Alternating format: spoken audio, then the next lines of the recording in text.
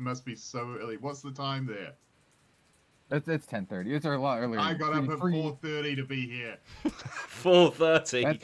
That's fucking. That's like graveyard. I've got hot coffee and cold coffee. That's how early in the morning it is here. Fantastic. Are you like alternating sipping between the two? Like No. Hot and the cold to cool it off? It was hot coffee to get started, and then cold coffee to get through the podcast. Yeah, I got hot coffee. I did the two banger. I made. I don't know if they call it in New Zealand, but I know they call it porridge in the UK. Porridge, I yeah, made oats. Oatmeal. That's right. Yeah, I made Quick oats. oatmeal and coffee. Just boil some water, half of it into the oatmeal, half of it into the coffee. I'm just like kill two birds. Oh, it's not porridge was with the rice. Oh, No, maybe. I'm pretty sure it's. There is rice porridge, but like we call oats porridge here as well. Yeah. Probably because my wife is Asian and makes Asian stuff, and so her porridge is rice. Rice porridge. I believe porridge is more of a style of how to make it than necessarily what's in it. I think is where the technicality comes. Yeah. Yeah. Whereas in the States you call it oatmeal, right? Oatmeal. Yeah. Have some oatmeal for breakfast. Live? I didn't realize you went live. Oh yeah, I just went live. We're still speaking about oatmeal and stuff. Fantastic. I was talking about my breakfast. Oatmeal. Shout out to Bob's Red Mill, local. Absolute right, organic food store. Champion for a true American is grits, by the way. I mean, grits are fine. Oatmeal's No, they're not. Oh my god, they were the worst thing I've ever had. I'm being nice, okay? What was it called again? Sorry. Grits. Grits. Let us know if you tried grits in the chat, people.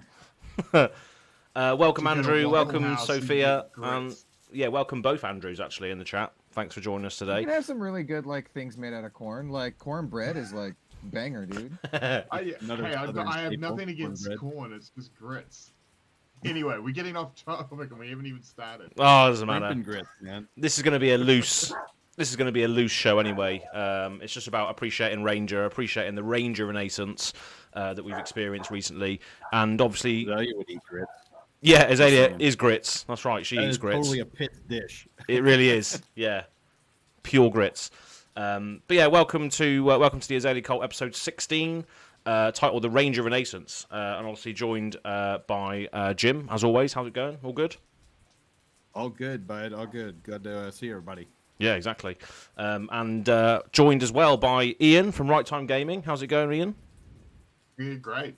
I'm super excited to talk a bit of Ranger today. Absolutely. Maybe it might just pick up. We'll see. Maybe it'll catch up. Okay. Yeah, It sometimes does that. You at least froze in a really rock star pose, in, like red light. Was I? Yeah. Sick. It's back up. It's back up. So apologies, everybody. I don't know why that happened. I'm plugged into the Ethernet cable, so hasn't done that in a while. But hopefully it's all good again. So we're speaking about Ian. The fact going to be playing lots of different Ranger types going forward, so that's going to be good. And then we're joined by Kel as well, who is obviously very, very versed in Ranger. How's it going? Hello. It is a little early here, not as early as Ian, as you pointed out. I don't know how much everyone heard, but yeah, Ranger, one of my favorite classes. Absolutely. No longer my number one favorite class, unfortunately, but it's like my second. It's close. I still have a giant mural of Lexi in here. Oh god, yeah. Will always be the OG. Yeah. Oh, look at that. Lexi. And then there's the Azalea next to Lexi there. So nice. Yeah. So thanks for all for joining. It's going to be a fun little discussion. Very chilled out as well. Just discussing like the new cards, our favourites, and why is Ranger now really good? What are the cards that really make a difference? What do we think straight off the bat? Chat can get involved as well as to what is the main cards that have made a difference. What do we think straight off the bat has made a lot of difference as to these Azalea decks that are popping up? I will say that I think the reason, and without pointing at any specific cards yet, is consistency. Ranger was always like pretty good and had really good like on-hit effects. Azalea always had like nasty abilities, but consistency was what really kept her down. And everyone who played Ranger knows like you'd get those turns where you just like don't do anything, and it just sucks. And then like a lot of the time your stuff doesn't block very well. It still doesn't block very well. but you had like not blocking very well, plus the ranger attacks, plus like inconsistency just made it so like some people could get there occasionally, you know, like the top people, but it was tough. It was real tough. Yeah. So that's what the reason I think is. Yeah, I think like the meme of with Kano players is like I was one short. I feel like that was very similar as an Azalea player back in the day.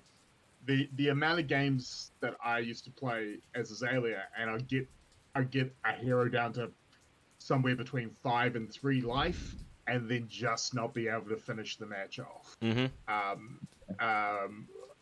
It was, and that was really the thing is that. For as much as Azalea has been a meme for a long time, you know, bottom, you know, no LL points, bottom of the back, she's never actually been a bad hero. She just hasn't had the finishing power that some of the other heroes have. You would always get close, and I guess that's why she's so popular. Is that she is fun to play.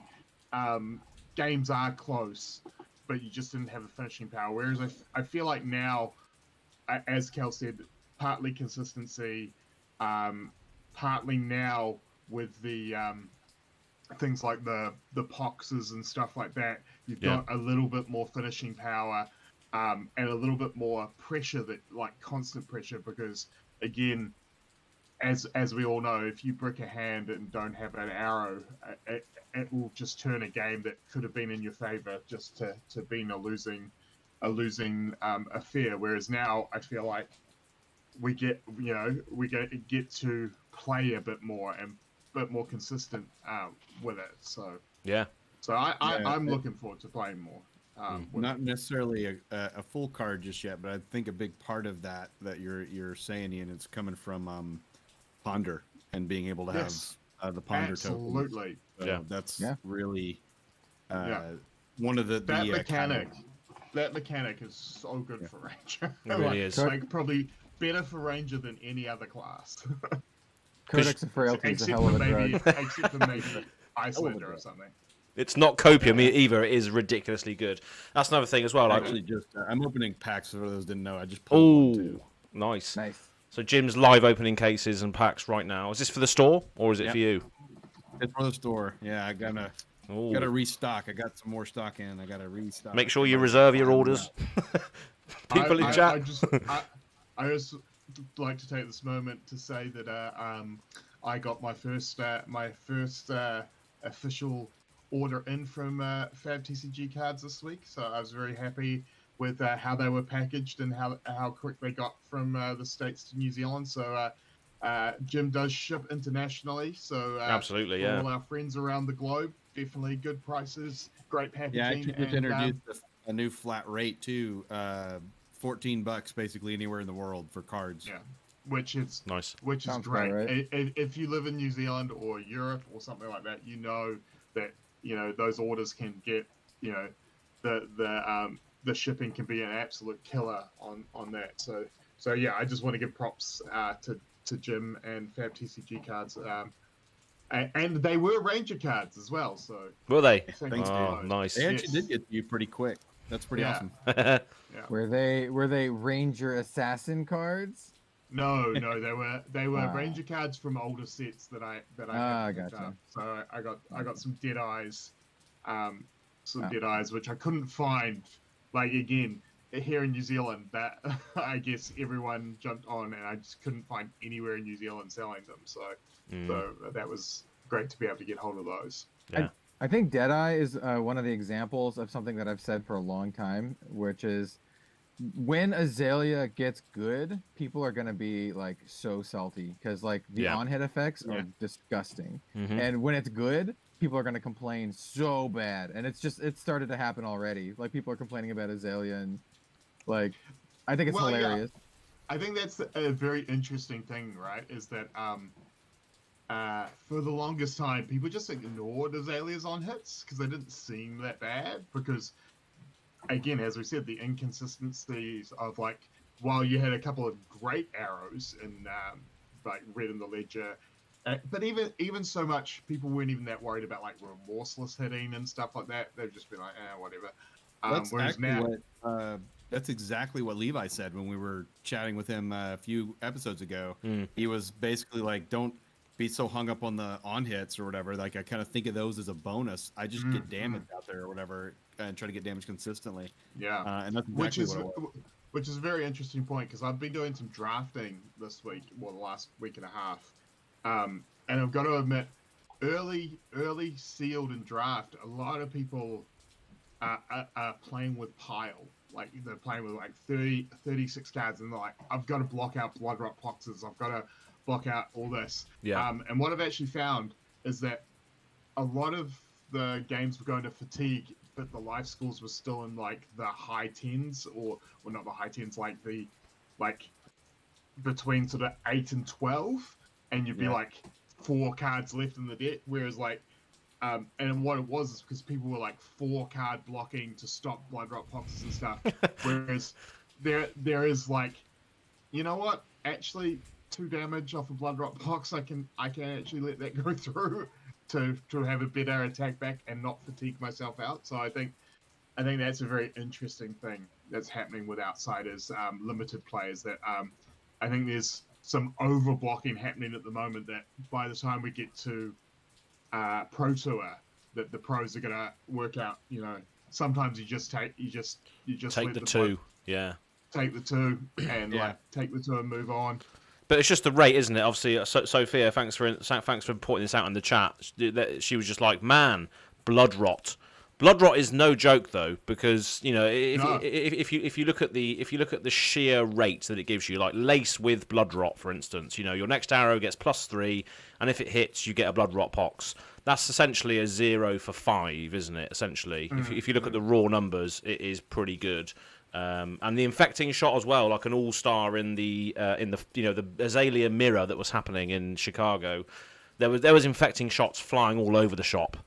Because that was essentially it's a 1 for 7, isn't it? Without the aim counter giving it a +1, it's a 1 for 7 arrow because obviously it generates the blood rot. So that seems to be the go-to where headshot used to be, right? Used to be the 6 for 1. Infecting shot seems to have replaced that a bit now as well. A little bit of a juiced up searing shot. Yeah. Yeah. Proper dirty juice. And that's really interesting. That's really interesting. That we are seeing a lot of the Ranger staples from before were staples because that's all we had, right? Yeah, exactly. And so there is an argument that we've been waiting for a very long time to get better. Another thing as well, exactly. And it's shown by how quickly we've got rid of hamstring shots and head shots and stuff like that, which were like back in the day. Those were like first cards in after Red in the Ledger, right? Yeah. Now the expanded card pool really helped, not have to run the things you just had to run to fill the deck. And Sophia makes a good point as well here. Bows basically used to make every arrow below rate, and that's something that you said a lot, Kel, as well. Is that essentially a one cost arrow is not a 1 cost arrow, really, is it? Yeah, it's a 2 cost. That's what I say when I say Ranger tax. That's what I mean. Like everything has to be filtered through your bow unless you're running like Redliner, which doesn't happen. So like everything costs like an extra 1. And sometimes you get the benefit from it, and sometimes it's like not. So for Lexi, getting the go again is like awesome, and you can use your bow twice. So that, makes your blues really valuable. And for Azalea, you can do the death dealer kind of stuff. Yeah, it's more that way, but it's more of like a 1-2 punch with Azalea. Going wide with Azalea is harder because you can't give your arrows go again twice. Unless it all lines up for you, unless you've got loads of bolt and shots in hand, you can't really go very wide unless you get a Ravenous Rabble, then a bolt and shot, then a finisher. Yeah, it all has to line up. Whereas Lexi goes wider a lot more, doesn't she? I mean, like even with bolt and shot for Azalea, you need a pump. You do, yeah, exactly. If you're running Death Dealer, yeah, you need another card. Another way. I'm sure we'll talk about them, later. But our 2 top contenders in the Chicago Brawl both had like a full set of bolt and shot. Yeah, it's like the best arrow, I think. I mean, no disrespect to Red in the Ledger, but Bolt and Shot is like nuts. It's like a staple. You just run them all. Yeah. I think like for almost any ranger, I don't know about Riptide, but for Lexi, you just run all the Bolton shots. It's just too good. Well, yeah, because you can +1 it, can't you, with Voltaire, and it's got go agains already anyway.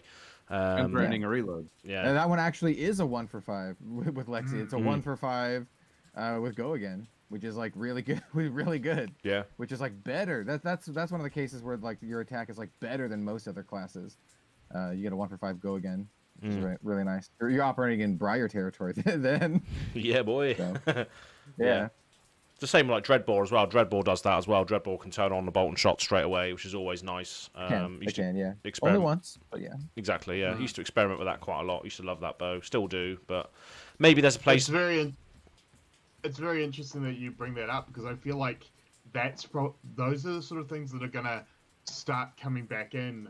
I think so as like well. Mirror matches and stuff like that, right? Like, which is something that Azalea players haven't had to worry about before outsiders, right? Much like Levia players, where you just never think about the mirror match because you're like, how often is that going to happen? Whereas now, especially Azalea, we look at the numbers that we play, we look at the final.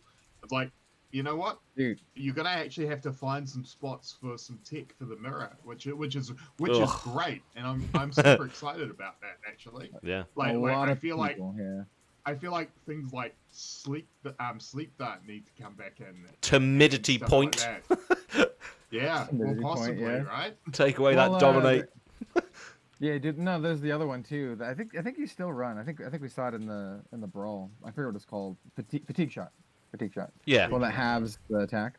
Yeah. That one's pretty good. I mean, like, we literally saw Azalea beat Michael Hamilton twice. That's crazy. So there's gonna be a lot of people playing Azalea in the next like competitive season, just for that alone. But put an asterisk on that. A lot of people fighting against it right now. Like we saw Brody beat. Well, yeah. But like, don't expect just to pick up Azalea, and if you get paired with Michael Hamilton first round, that it's going to be an auto win for you. That is. Oh no, it is an auto win. 100% auto win. Well, here's the thing: Michael Hamilton might be playing Azalea. You don't know. Like, he might swap to Azalea if he thinks it's the best.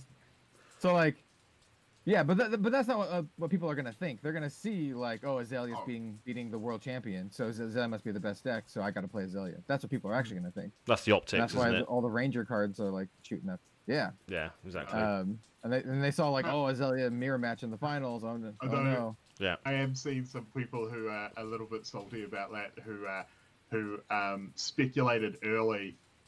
There's a few people around here. They're like, I bought a whole bunch of 3-of-a-kinds, and it's like, why? They're just like, I bought all the Ranger stuff before Outsiders came out. I'm like, yeah, you didn't need to buy all of it. Yeah. Well, 3-of-a-kind's still good in Lexi. So like, Lexi's like not bad. Lexi's still pretty good. So because like Lexi was still also in the top 8 if I remember right. There was a Lexi, and 2 Azaleas. Yeah, Dash. My favorite Uzuri was in there. Almost got there. Top 4. Yeah, it was just Azalea. Basically Oldhim and 7 other women, essentially, in the top 8. Hell yeah. Absolute pimp Oldhim. Loving life. No, he's the chauffeur, man. He's like the old grandpa making sure they don't get drunk and like crash their cars. Yeah. I have to say the funniest thing I saw the week after Chicago, and no disrespect, because top 8 in an event like that is an achievement and stuff like that. But I saw that the person who played Oldhim put out like a deck tech of his Oldhim that made top 8 in the brawl. I'm like, the least interesting deck tech of the week. I'm like, no one cares, bro. Let's go, Oldhim. Like, no offense, you did well, but like no one cares about your Oldhim that didn't win. like, we all know what Oldhim does. I mean, would you play Oldhim if you knew it wasn't the top tier deck? Is a question, and probably most people, I'm assuming, would say no. I mean, Oldhim's my least favorite character in the game. Not like flavor wise and like aesthetic. I think Oldhim's cool. But like play wise, he's like I hate it. I always find it funny when you see deck techs like that. Like there's a I think it was after Lil, Team Dragon Shield did like a deck tech of the dash that they played that none of them made data, like none of them made money. And they're like, here's a deck tech of the deck we played. I'm like, cool. I guess. I mean, it's why I don't do a lot of deck techs, because I'm like, here's a deck tech of something that I didn't win with. Yeah, I just do it for what I think is interesting. Yeah. So I mostly don't do meta decks. I just did a. It wasn't really a deck tech. It was my thoughts on Sam Dando's like Uzuri list, and it was just me talking through the list and what I liked and what I didn't like and how it compares to my own. But yeah. I'm not the kind of person who's like, oh, here's my armory winning Icelander deck. Oh, I'm so good. Let's go. 16-0 in my 4-person armory. The last one. Yeah. I stomp all my locals just constantly. That'd be tough here. We have my flatmate's never beaten this deck. Yeah. 100% win ratio on Talishar 4-0. Let's go. Yeah. Never mind that 3 of them immediately 4-0 at 3 a.m. Yeah. Two of them were disconnects, and one of them immediately conceded when I played 3 of a kind. Yeah. Brilliant. So Sebastian in the chat also brings up a nice point here about consistency, but the new buffs threaten a lot more on hits. Yeah. So like the laces. So good. They are really good. So if everyone listened to Living Legends podcast on this chat, you should probably go listen to it, because the laces did appear as one of the top picks. Because if we're speaking about Bolton shots earlier, right? If you give your Bolton shot not only a buff and give it go again, the Bolton shot then gains 2 on hits. It gains the reload effect and the lace effect. Right, so coming for 7. I read one. Yeah, coming in for 7 with a reload threatened as well as a plague threatened, essentially, is vile for something that is just an enabler in the deck, really, to open up the combat chain. Well, like, to put it in perspective with other decks, like now, like I said, we're now Bolton shot. We're talking like above rate, because other decks we're gonna talk about like some of the most common ones, like the Icelander Bulllander thing. Yeah. They're just paying 3 to attack for 7. Now we're paying like 1 to attack for 7 with go again and on hit effects. Like now we're going like above rate, and we can. Yeah. That's why you can outvalue like Icelander and stuff. Mm. You want to know another pump that I'm really excited about trying a bit more as a sideboard card, because obviously it works better when you know what you're playing against. But I've been playing it a lot in draft and sealed, is the Fletch the they're good. Line, I think they're pretty good, mate. Yeah. Oh yeah. So amazing. But when you think about it, if you're gonna have Fletch the red tail to go against fire decks, to go against Briar decks, and Fletch the blue tail to go against your Bravos and your Icelanders and stuff like that, they become so much better, because you're like, if I can play this and a lace and then fire an arrow, I know that they're either going to have to commit more cards or armor, or I'm going to get the hit effect on. And those cards, I think, they're not as simple as like +4 go, but I feel like they are going to be very important. If you get a good read on your meta, and you I think the yellow is terrible because Prism's not in them. I think Prism's not in them. Not yet. Not yet. But again, at the moment is the caveat for that. But I think the red and blue definitely, like, maybe not full 6 slots in your sideboard, but I definitely would try and fit a couple of each color in my sideboard, because I think they are very good. And they'll be very important in certain matchups. I mean, the red's like a +4, which is pretty sweet. It's +4. Yeah, that's what won me a draft game yesterday. Was like just the fact that it was coming in for +4, and the guy had all red hands. So he's like, no, I guess I take this. Yeah, the thing is with those though is that the only time you get the red cards or blue cards have -1 when defending is if it has an aim counter on it. That's the only thing that you have to fulfill. So the only way to do that with the consistent lists that we're seeing at the moment with Death Dealer is putting it face up with Azalea's ability into the arsenal, and then paying an extra 1 with the Crow's Nest So Yeah. I think if you were looking at Sandscour Greatbow builds where you can not only get something into the arsenal with Sandscour but also with Azalea's ability, that's when you can, I think, capitalize on more of the aim counter things.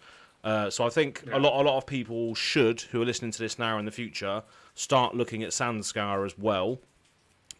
Because I think that is the more consistent way to get aim counters, because it just puts aim counters on things, whether that's through the use of Azalea's ability or the Sandscour's ability. So if you really want to capitalise on those aim counters and try and squeeze all the value out of it, that could be the bow to use, and it could be worth testing or using. So I think people should look at that again as well, now that we have more aim counter matters stuff. I also think because of Crow's Nest that you are going to be playing a bit more pitch value in your deck as well, though. Yeah, but that's the thing with Crow's Nest is the only way you can get an aim counter on something through Crow's Nest is if you dominate it with Azalea.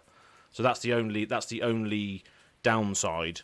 So it just depends on how consistent and how much more aim counters you want to lean into, I guess. But there's loads of cool cards out there that haven't really seen much play in these lists yet. So I'll be interested to see if anybody now or in the future decides to test with those, because they didn't just make it for nothing, did they? They didn't just make a Marvel Greatbow for no reason, surely.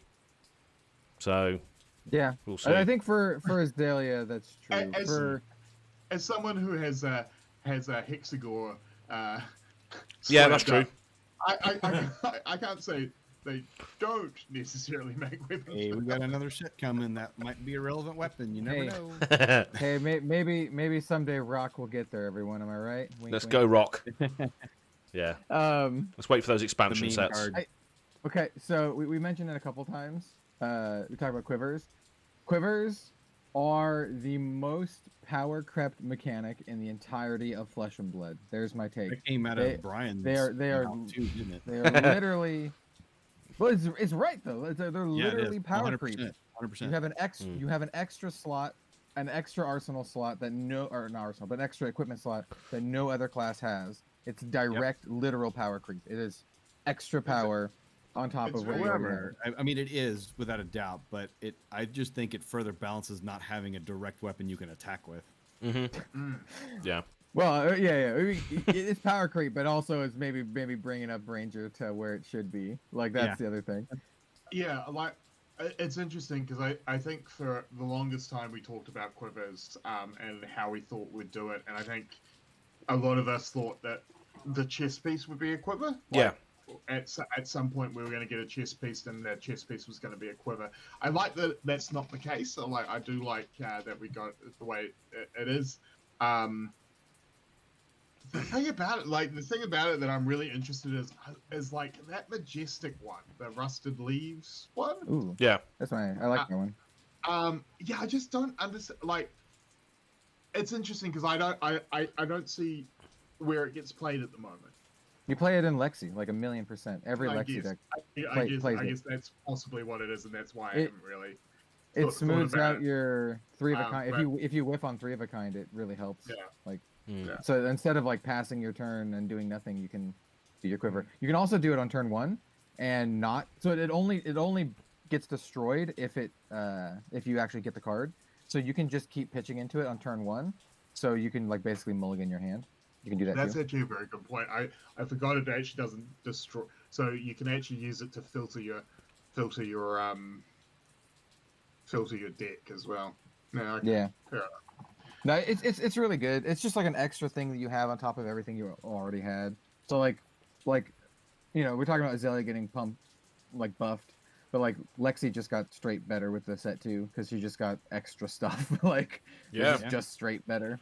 Which is funny because Oh, go ahead. I was just going to say, tacking on to that, I've heard that there's a few lists out there that are like, oh yeah, Ice Pox Lexi, like pure frostbite, but actually dealing damage and stuff. And I think there was a YouTube thumbnail that came up earlier on. I think it was Dozer actually. There was a thumbnail said, Lexi deck you cannot play.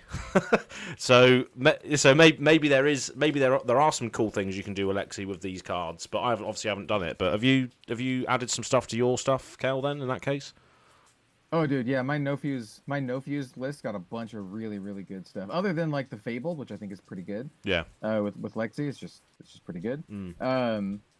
You have the Premeditate, which is insane. Oh You god, yeah. have the Blood Rot Arrow, which is also like really, really good. Mm. So like I got some nice stuff. I also I love that Premeditate is like wow, it's insane, it's a majestic and stuff like that, and just remembering when we used to have a rare that did more. Well, so here's the thing. In Lexi at least, I find myself getting the +3 bonus way more than I ever did with Plunder Run, because Plunder Run you have to play Plunder Run from your arsenal. Yeah, that's right. Whereas Premeditate you just have to play any arrow from arsenal, and so it literally just gives you a +3 no matter what. Having played it almost exclusively with Riptide, you're always getting the bonus of Premeditate. It's great for that. Yeah. That's the thing about Riptide as well. Yeah, go for it. Like, yeah, I've got. So for those who don't know, I'm currently in a challenge that's running till the end of skirmish season with a friend of mine, Sam Payne, who is another a diehard Levia main. But we both decided that we were gonna take on the challenge of Riptide from going from pre-release weekend to the end of skirmish weekend. We're both playing Riptide through the whole season, and we've got a running tally of points for events that we're both in. We've got like bonus point, like you get bonus points if you kill someone with a trap. You get bonus points if you're the highest ranked Riptide at the end of Swiss. A bunch of like that. So we're just really excited to play with it. And the thing about Riptide is I'm really excited because the thing about Azalea is that you've got to play her one of two ways, really. It's either very tall or try to go wide.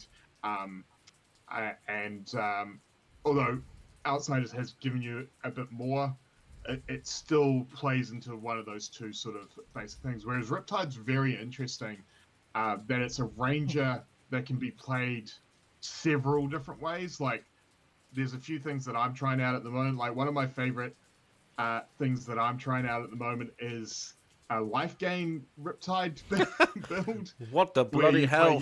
Where basically you play cards like Three of a Kind, but you also play cards like Tome of Fendel. So you play Three of a Kind from hand, reloading Tome of Fendel with Riptide's ability.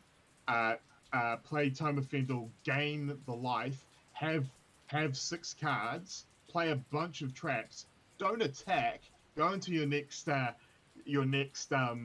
turn with 6 cards to defend with, that you can just deal out damage with traps and stuff like that, and basically set up for a big sort of almost OTK buff kill turn at the end. But you can chip damage through traps and stuff like that. And you get to play things like Sigil of Solace, that you gain life, but you also get to reload your arsenal after you play it, so you can use that to attack with and stuff like that. And again, just throwing out the poxes and stuff like that, and just making it chip damage, or making people just having to waste cards to either pay to get rid of Blood Rot, or dump their hand because of inertia tokens and stuff like that. So it's more of a defensive, like Riptide is traps and defense, but it's it's leading up to one big kill that if my traps don't get you, I'm gonna finish you off with a big attack at the end of it, which is kind of cool. But at the same time, you can also play Riptide really aggressively and almost play it like a red line Briar, because you get the reload, so you can actually just play with like your Rabbles and your Snatches and your E-strikes and stuff like that, and then end with an infecting shot at the end of the turn from your arsenal and stuff like that. So it's really cool. I really like the Riptide. It's got a few different ways. I don't know which the best way to play Riptide is yet, and it's going to take, much like any new character, it's going to take a few trial and error games like it. But I am I'm excited to try it out. With that being said, obviously what we are going into starting next weekend is skirmish season. Obviously everyone's pretty excited about the Azaleas out of Chicago Brawl for Classic Constructed, but have you guys looked at Azalea and Blitz yet? Like, how is that gonna? How do you think that's gonna look with the new Outsiders cards? I think you dominate them for like 14, and then they cry because they also got a blood rat pox. Yeah, that's what I think. That's what it is. Or it will be interesting, I think, just because you probably will still have to pitch stack a decent amount to have a good second cycle, and can you get to that second cycle in Blitz? So it may be a little more RNG. Yeah. I think. Or do you just try and YOLOing and be like, turn 1, let's see if we can't hit you with dominated arrow for 12 turn 1. I think that's what you do. Yeah, like I think you just go all in and just try to dominate them turn after turn. Try to go like 12 dominate, 10 dominate, 12 dominate, and then you just win. Yeah. Like, I don't know if you get the second cycle unless you're playing against like an Oldham or something. Yeah. Because you see, you can see, with Azalea now with all this new stuff, you can see so much of your deck that you could sort of go down that route of trying to dominate every attack and still be leaking loads of damage through obviously the fact that you are dominating everything. It used to be not a great strategy, but now we've obviously got the new sort of cards like Scout the Periphery, another one that made top 5 list on Living Legends for me personally. Another way to just... Yeah, Spire Sniping as well. Other ways to just look at the top of your deck and dominate the arrows that matter. And obviously you're adding loads of extra on hits to those arrows that are going through potentially. So in Blitz, where it's very, very fast paced, I think going for that thing is obviously better. And obviously you've got interactive arrows as well, which can take turns away from the other player as well. So you can interact with them that way, as well as dealing damage. Do you think one of the cards that I'm not sure it's as big a deal in CNC, but I think it could do a lot of work in Azalea and Blitz is Toxicity. I feel like the fact that you can dominate your arrows a lot easier. Toxicity, like red toxicity, taking 5 life if you hit, seems like pretty good because that's a quarter of their life. Right there in a Blitz game.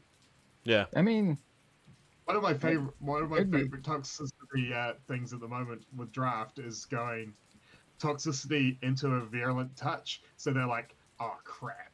So like, if I block, I get blood rot. If I don't block, I lose life. And seeing them like go red toxicity into a blue virulent touch where it's like, I don't want to waste a block on a blue card. But if I let it hit, it's actually coming in for 7. Yeah. Yeah. That's pretty cool. Yeah, toxicity is one of those things. It's like if you can set it up, then it's going to do a lot more damage. But it's a 0 for potentially 5. Isn't it? It's a 0 for nothing, but if you manage to hit, it's exactly. 5. Yeah, it's like really have trouble setting it up because you can't have it sitting in your arsenal. It's gonna have to be pulling it and having it right when you need it, kind of thing. That's it. It's what you'd call like a win more card because like you're already hitting, like you're already going to be hitting them and doing some amount of damage and triggering some on hit effects. So like it's just more on top of what you're already going to be doing. Win more card. Yeah. See, it's a win more card. That's interesting because I guess I look at it a bit differently because I play Brute. To me, Toxicity is very similar to Barrage and Beatdown in that it's not necessarily a win more card, do damage card. It's and this is how it has been for me when I play it in Riptide. It's this card gets 2 cards out of your hand to me.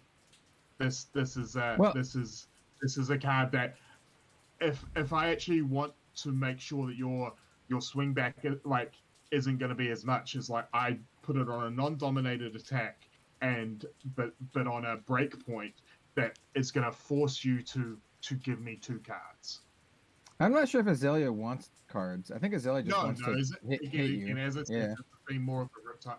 This is more of a Riptide mentality with the card than an Azalea, because obviously you have the dominate in Azalea. But I do like the fact though that toxicity does mean that it gives it almost that wizard thing, right? Of like, you get within 4 life, all of a sudden you're in kill range.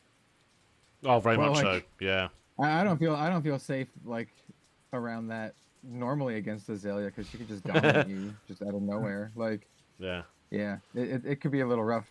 And like, you could definitely, for toxicity, you can definitely live the dream where you like double red toxicity plus like a dominated, like, you know, remorseless or like blood rot pox arrow plus another buff.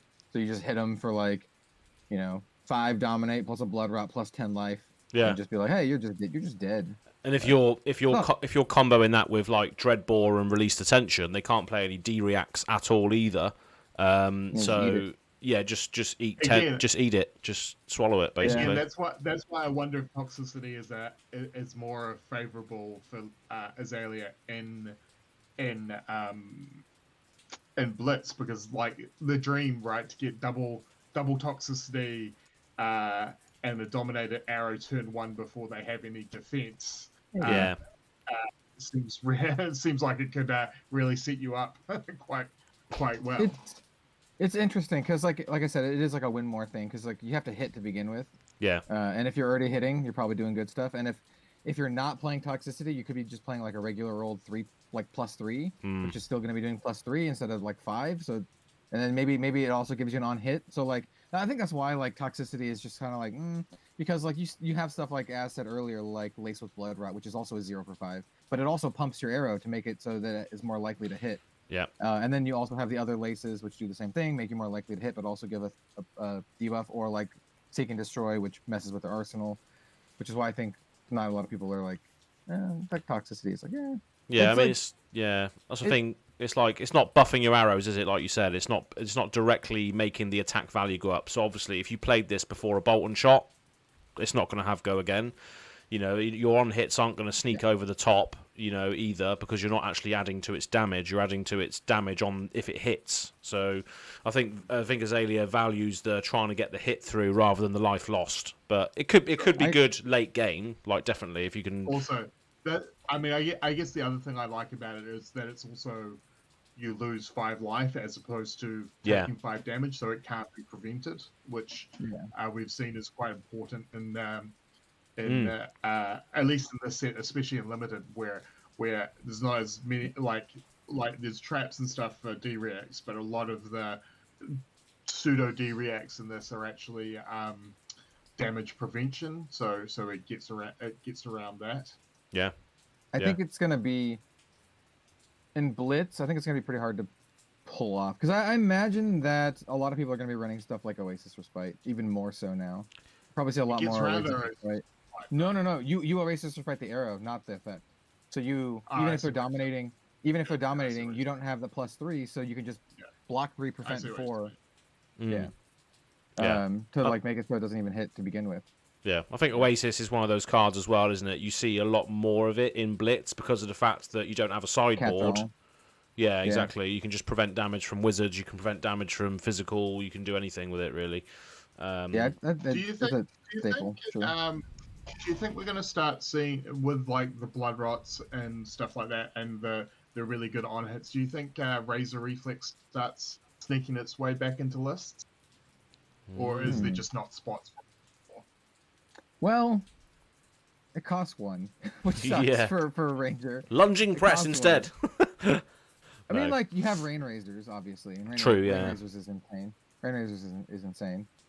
Ranger needs it. Well, actually, I don't know if Ranger needs this. Never mind. I take that back. That's Ranger needs like a 0 +3 react. I take that back. No, they don't. Like a Razor's Edge. Yeah. Yeah, like Assassin has that, but the Assassin ones are targeted, right? Like you can. One of them's like only for contract cards. The other one's like only for stealth cards. It's not just like a +3 on any attack. But I take it back. It'd be nice to have like a ranger reaction that was like only for 1-cost arrows, but it's a 0 attack buff, but it can only buff 1-cost arrows. Yeah. To make it only buff 2-cost arrows. So you can only buff battering bolts. Well, it could just be something like, a 0 for 3, but you can only, this card only targets attacks that are dominated. So you can only target the stuff you've dominated. That seems good. That really is a win more card.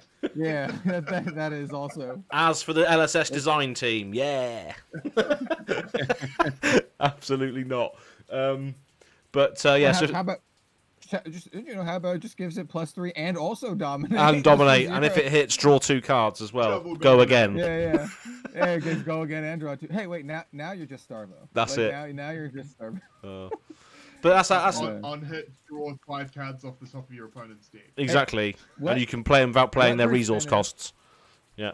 I've seen people compare old Azalea to Bravo, saying like, oh, it's just Bravo with more steps, and now that Azalea is like arguably better than Bravo in CC. Do you think a lot of Bravo players are going to be jumping over to Azalea? They're going to be like, "Oh, sorry, Bravo. Now I got to play the good character. Got to play the good." Are you trying to ask? Do I think Kale McCreath's going to play Azalea? No, he's a diehard. He's like Az and Jim with Azalea. He's always going to play Bravo no matter what. Exactly. Yeah. But it's funny.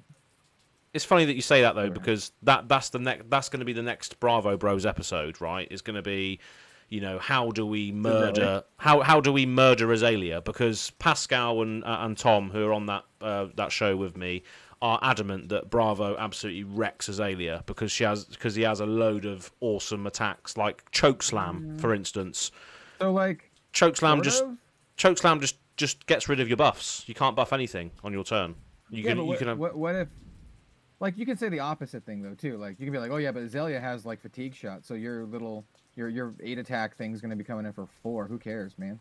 Like, true. It's like crippling crush. Yeah. Terra Sunder. Terra Sunder, crippling crush. Yeah. Like, taking a spinal crush as well. Also having no cards to then attack back with. Yeah. Because there's nothing worse than taking the damage and getting left with, like, 2 pumps and no arrows, so you're like, cool, can't even do anything. It's a situation of who hits first. It's a situation of who hits first, because like they both have cards that counter each other, right? Because like I said, you have fatigue shot, which halves attacks. You have red in the ledger, which makes it so you can't play the buff and then attack. So you can't play like Terra Sunder and then attack. So like they both have like counter cards. Like yeah, but I guess at the end it comes down to they also have Anathons. Yeah, they have a weapon. Well, yeah. Which is tough. Which is a tough thing to if you aren't completely keeping tempo, they can just block out and swing back for 6, and then all of a sudden you're like, crap! Now I'm in a loop of pretty tough to get back. Or you get hit. Or you get hit by Barbed Undertow and they chose blue and you can't pitch blue cards and you absolutely just get wrecked on your turn. Yes, but it needs an aim counter. That's the issue. How consistently can you get it? Well, you have to dominate it. So you get the aim counter by putting it in your arsenal and then paying the 1 for Crow's Nest. Yeah, that's what you need to do to get it.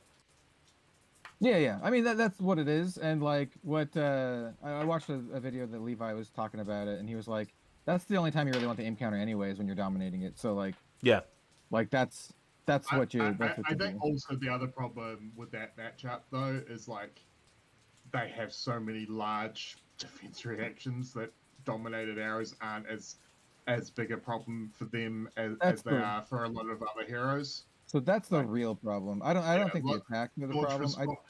Staunch response, unmovables, and stuff like that is what makes that a super hard matchup for the Azalea player. I honestly think a lot of people are going to be running more unmovables in their decks just in general because of this. I'd say, Jim, you need to probably up the price if you've got any foil red and unmovables. Yep. And blue, foil blue and foil red. WTR is not much left in the inventory, if any. Well, put the prices up on Shield Wall, people, because that blocks for fucking 11 damage. 11 damage that blocks Shield Wall. Look out for that one. But yeah, That'll come on Bravo Bros. Yeah, Pascal has a lot to say about Bravo into Azalea, so that'll come out soon. But yeah, that's an interesting discussion as well. Really, is what happens now with regards to now that everybody knows that Azalea's pretty strong. How does everybody now start coping? Oh my God, look at that! There's a dog asleep. She's sleeping and making little sounds. She's dreaming. You can see her ear twitch a little bit. She's like dreaming and making little sounds. You can't hear it, but Dreaming about Bravo probably. No, dreaming about barking at people outside. That's what she's dreaming about. But yeah, how does Anyway. how does the sort of meta and people adapt to this now then? Like now that we've seen Azalea, like it what? is, yeah. Red unmovable. That's how you No, it's a great question, right? Like, I mean, because that's the other thing that hasn't really been talked about as much about the Chicago result, was that Dromai was the most played hero. Yeah. At the event, and a lot of people saw Dromai as the gatekeeper against Azalea. Very much so, yeah. And interestingly enough, I don't know if you guys saw the interview with Brody on Instant Speed with Flake. An interesting point that I didn't realize is that Brody didn't play against the Dromai the entire tournament. Right. So I don't know if Dromai is as big a gatekeeper as people think now, and it's one of those things because like I know there was, I think Levi played a Dromai on stream and beat a Dromai with Azalea.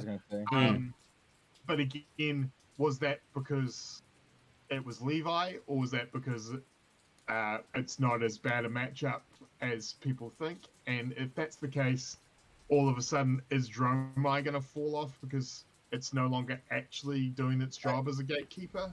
So Dromai did not do a very good job at all, because like it was like a huge percentage of the field, and not a single one made it to top 8. Not a single one. It had 0% conversion rate, which is like, yeah. So I don't think people are going to be. That's it. Yeah, if Mara was playing, it would have been a different story. That's what she would say. Yeah, absolutely. But like, I think it's I think a lot of people are going to be off of Dromai like now after they saw that. Like they're like, hey, look, all these Dromais, not a single one made it to top 8, which is I think telling, right? You would think maybe at least one would make it through, but I don't know. Yeah, I mean maybe. Hey, maybe this is copium. Maybe they all just got bad matchups. Maybe they all got unlucky in bad matchups. All like 50% of the field or whatever it was. But also, I mean, also the other interesting thing is how many people are actually going to play Azalea. Yeah, probably a lot because it's a flavor of the month thing. I mean, I think again, I know it is a flavor of the month thing, and I feel like a lot of people are probably going to try Azalea, but like my point being is if we're talking Pro Tour, like that's the next big CC event, right? Do you think there's going to be a mass amount of people playing Azalea at Pro Tour compared to a lot of people who tested Azalea and got the results of, like, I mean, I saw a perfect tweet about this from Kiki Labard, saying, that's right, I remember why I don't play Ranger anymore, like paraphrasing just about like the playing back and getting that first brick hand of all pumps, and you're like, I remember why I don't play Ranger. Should run Quiver of Rustling Leaves. But do you think there's going to be a lot of people between now and Pro Tour who test Azalea, but how many people of those people are going to stick with Azalea? Because obviously there's a bunch of loyalists that are going to stick to Azalea, but they were playing Azalea before anyway. Like, I always find it very interesting when there is a flavor of the month hero, especially when it's one that people haven't played before, that they all sort of jump on, and then they're all like, actually, you know what? I'm just going to go back to playing what I feel comfortable with. There's two answers. There's the obvious answer and maybe the correct answer. I think the obvious answer would be a lot of people, and then some people drop off. But I think the correct answer is it all depends on how good she is, like how actually good she is. And so if she's actually just like nuts, like people think she is, then a lot of people are going to play her. Like that's the real answer. We'll like be able to tell when the pros put their deck lists in or show up, how many of them are on Azalea. That's going to tell you right there because they've been testing and trying. And if they're on Azalea, then they think she's a top deck. Yeah, it's really interesting because like looking at like the pros like tier lists, like it's interesting to see stuff like that because people are like, I don't think Azalea's that good, B tier, and then like the results come out, and they're like, I don't think she's that good, A tier now, a little bit above where she was before. We'll see if they keep like putting her up higher and higher. I'm expecting a tier list video from you today, considering it's April Fools. Yeah, your last year one was funny. Oh, we forgot we were gonna open up with that the cult was closing down. We've completely forgot. Oh, yeah. I haven't had time, unfortunately. I've been so busy. I haven't had time to do an April Fool's, but we might do something a little bit later today. No, exactly. Stay tuned. My favorite April Fool's thing that I've seen today. I've just started playing cornhole. A fair bit of cornhole, and I've followed the cornhole. You started playing with your what? But following the American Cornhole League, they put out an announcement today that they were like, from going forward, because we want to become an Olympic sport, we're banning alcohol from all cornhole events. Oh, jeez! Wow. What's the point of playing? That's the thing. The guy got like 30 seconds into the announcement. He's like, just kidding. Yeah. So if you want, let's see, my tier list. If you want the addendum to the tier list, Uzuri S tier waifu. I'm not sure where she is in the S tier. I'll have to look at the list again. Yeah. Riptide. It depends on where you're feeling. It depends on when you're feeling. I feel a lot of people are up there. I'm gonna give him like a B tier, which is kind of like in between. Because he's probably kind of smelly, but some people like the big chunky boy aesthetic. So yeah. I'm gonna give him like a B tier there. He might be a little smelly. Maybe if you have like plug your nose or something, he's probably all right. Yeah, he's probably a nice guy, but obviously you wouldn't just you have to plug your nose, I reckon, because you might be a bit whiffy, Arachne is either S tier or F tier, depending on if you're insane or not. If you're insane, you're going to love Arachne. Arachne, you're just going to go out and you're going to commit some serial killings and you're going to have a great time. If you're an actual sane human being, F tier. This person is like nuts. They are like absolutely insane. They are nuts. Yeah. Crazy ex-girlfriend vibes going. Absolutely. Yeah. Oh, it's like my girlfriend was like an axe murderer kind of vibes. But I still go crawling back regardless. Yeah. What other heroes have come out since I did that tier list? All sorts. I do think Arachne is going to take Azalea's slot in competitive play of the loyalists that you'll look at these tournaments and they'll be like, there'll be a road kill or something here shortly. I'm actually really I don't play Arachne in CC, so I'm not sure. But for like Blitz, I think Arachne is just a little bit better. Like not a lot better, but a little bit better because in Blitz you play the new Arachne, don't you? Well, you could. I just feel like the new Arachne's better in Blitz. Yeah. Well, there's a couple cards that people are sleeping on like quite a bit. I think you play like mid-range Arachne with like the original Arachne, and you play stuff like Codex of Blood Rot, and you play Spreading Plague. Like Spreading Plague is like disgusting. It is actually disgusting. I've played it, and as might know, where I play it and I'm like, hey, here's 4 Blood Rot pox. We're playing Blitz. That's like half your life. So it's like with old Arachne, you can be like, play like a 3 for 7, right? As you attack with your Vandal's Fighting Spirit. They either take 7 or they're gonna throw a bunch of stuff in it and you just spreading plague them. Yeah.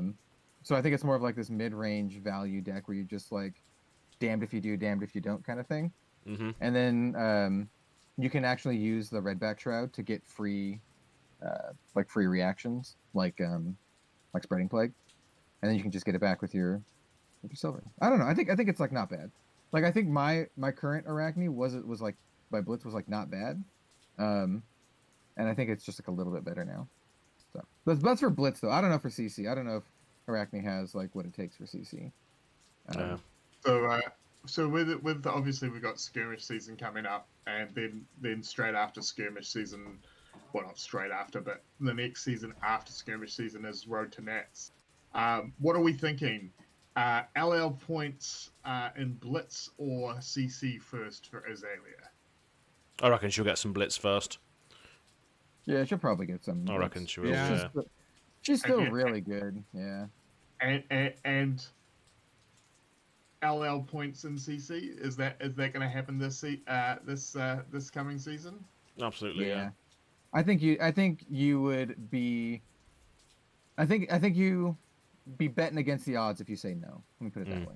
Like, yeah, someone will do it. I think there's a really good chance. Yeah. Yeah, like she's really good, and you have like diehard Azalea players like Levi. Like, it's gonna happen. Like, someone's gonna get it, and if Azalea turns out to be really good, she might get a lot of LL points. Yeah.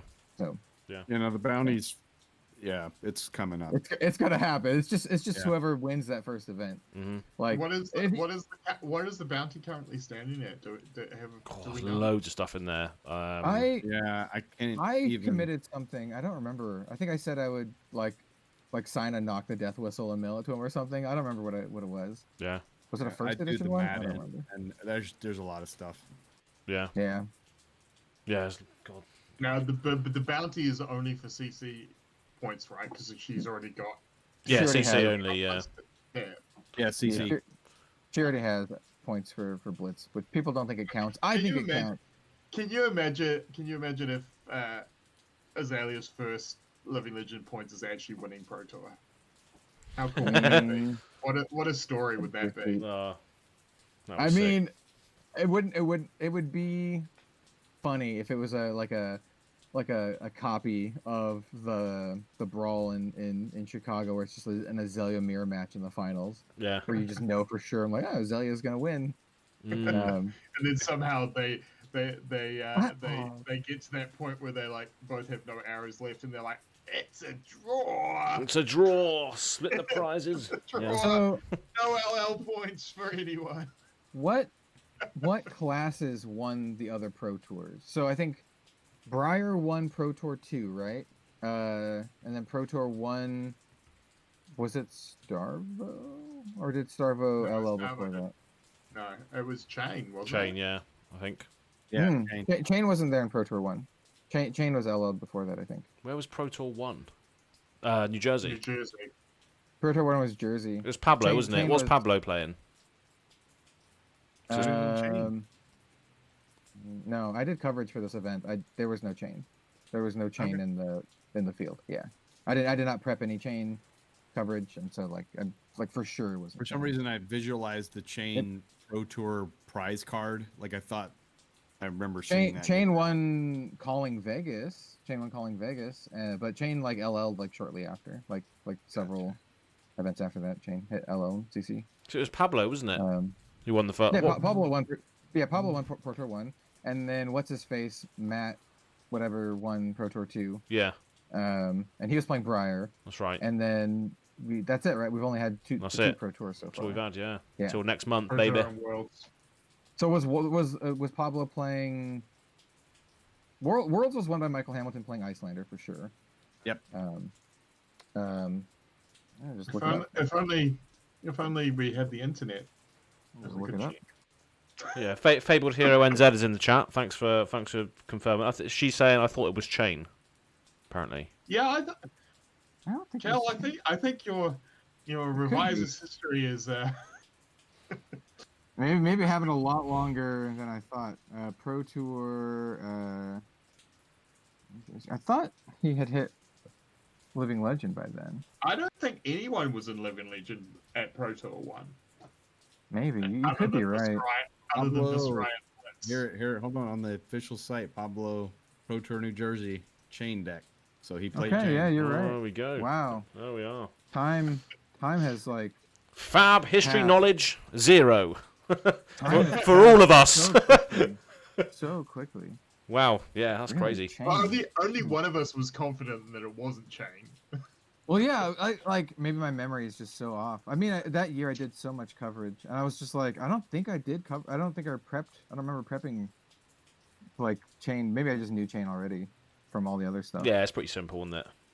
Play Soul Shackle, go again. I honestly thought. I think I honestly thought it was Starvo. Winning Pro Tour, what LL'd chain out? Maybe it might be. It might actually be. Yeah. Yeah, that might be the case. Mm. Yeah. But yeah, next Pro Tour is going to be interesting. I thought it was Starvo. Mm. Yeah. Well, Starvo must have come after. Starvo was in that tournament as well, I think. Yeah, that was the big Starvo tournament. Like Starvo almost LL'd before the tournament, but didn't. Yeah, because that's when loads of I don't know what the full story was, but that's when loads of people brought Kano, wasn't it, and tried to win with Kano or something. Because everyone was loads, but there was a chunk of Kano players, and Sasha Markovic got to top 8. That's it. Because nobody was running AB, were they? Nobody was ABing at all, and they was just like, let's just go in and burn folks. I definitely remember that because Steven arrived late and he didn't know, and I was like sending him messages. I'm like, dude, there's a Kano. It's just like 7-0 Kano. Yeah, that's it. I remember now. Coverage. You're the Kano guy. Yeah. Yeah. Wow. God, see, that doesn't seem like long ago, does it? Because I remember doing the coverage, and they're like, I know. It was almost a year ago. Like I'm starting to get things in my Facebook memories that were lead up to Pro Tour 1. Like, I distinctly remember doing the coverage, and it was either with like Tannen or Flake or something, and we had like a Kano matchup, and they're like, I don't know any of the cards, and I'm like, I know all the cards. I can tell you all the cards by like just the art. But I don't know all of like the super intricate plays because I don't really play Kano. And I'm like, once Steven gets here, we'll just have Steven do all the Kano matches because he's like a super fan. Yeah. But I'm like I know the cards, so I can like name the cards and tell you what's going on. But like, I'm not gonna be able to tell you what the players are thinking when they're like, oh, second cycle pitch stacking, blah blah blah. I'm like, yeah, they're probably doing that, but I can't tell you like exactly what they're doing. Like I don't. So, bringing it back to the Azalea cult. Cheers, Ian. At least someone's on the rails. I'm just sat here, just loving life, And you. So my question to you guys who've been playing through the tough times. Are there any of the older Ranger cards that may not have been getting much play now that are sort of dark horses to possibly find their way back into decks now that there's a resurgence, or do you think that the Levi / Brody decks that we saw brawlers are going to be what we see going forward, where it's more the sort of strong stuff from outsiders?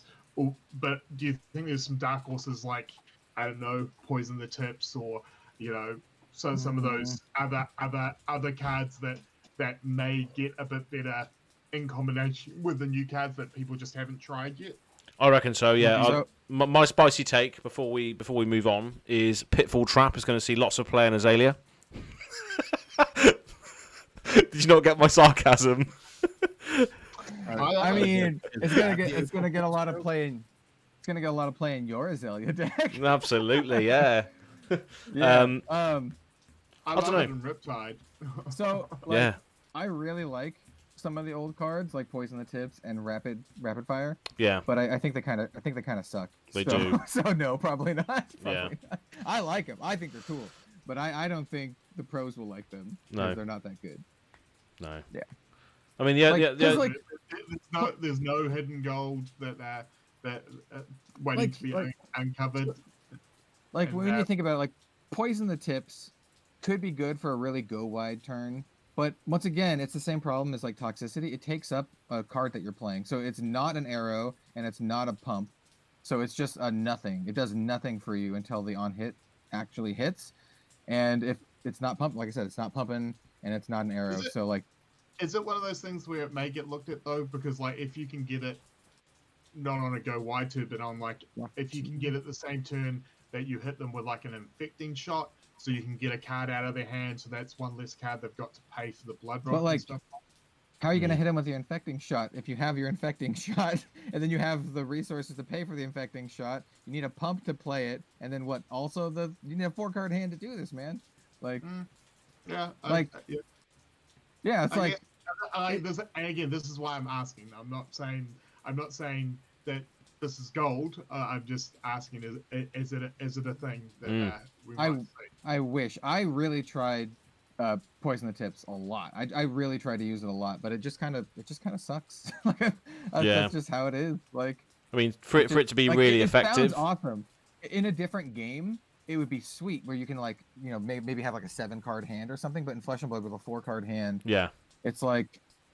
It's one of the cards you have to play, and it's like all arrows you control gain when it hits. Your opponent discards a card. It's like, yeah, your one arrow that you're firing this turn exactly gets that effect. Yeah, and like you also need to pump the arrow, or they're just gonna block it out. Like, yeah. So what it actually reads is just like, hey, block me more.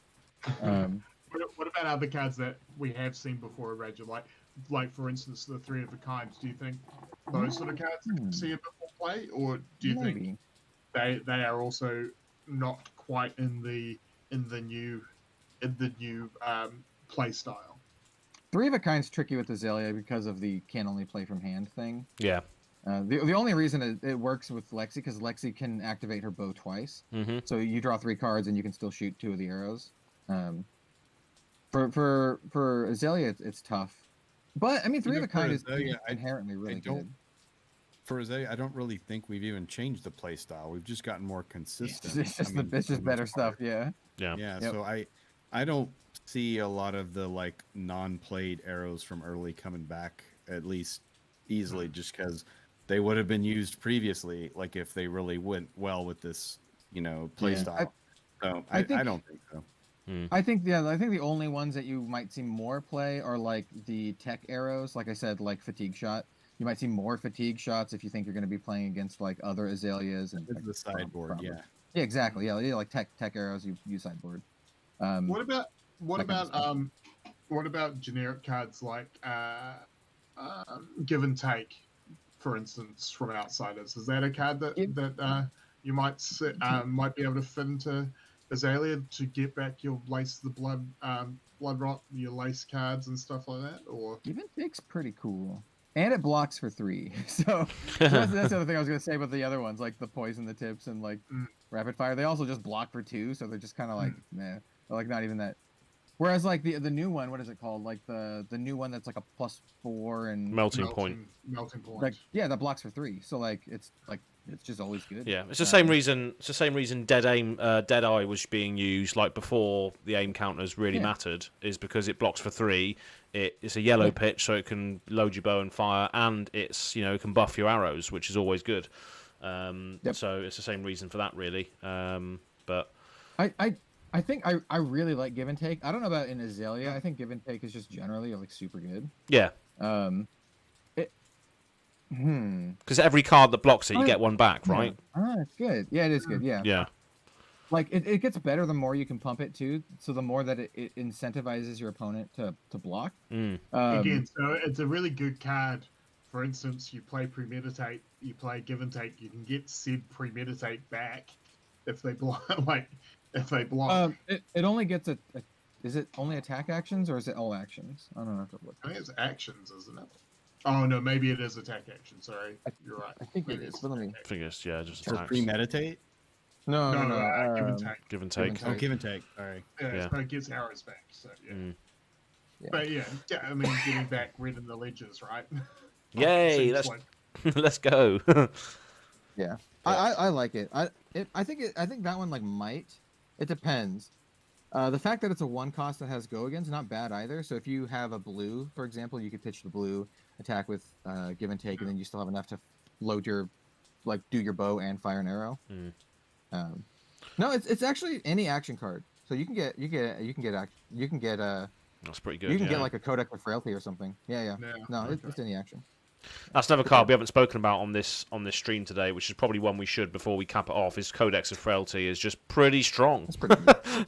That's pretty good. I don't know. It's pretty good. Codex of Frailty is a hilarious card to me because like it's good and everyone knew it was good, but no one like How do you feel about swearing on this stream? Say whatever the fuck you want. All right, cool. Yeah, no one like bitched about like bans until like it started like doing good in the brawl, and then not everyone, but people on Twitter are like, it's the most broken card of all time. Right? Yeah. You know what? Have you read the card? Yeah. Rune Blades can have Channel Mount Heroic. Revel in Rune Blood. Wizards can have Aether Wildfire, but Assassins and Rangers, no, you don't get good cards. Screw you. You don't get good cards. Get those good. Ban that shit.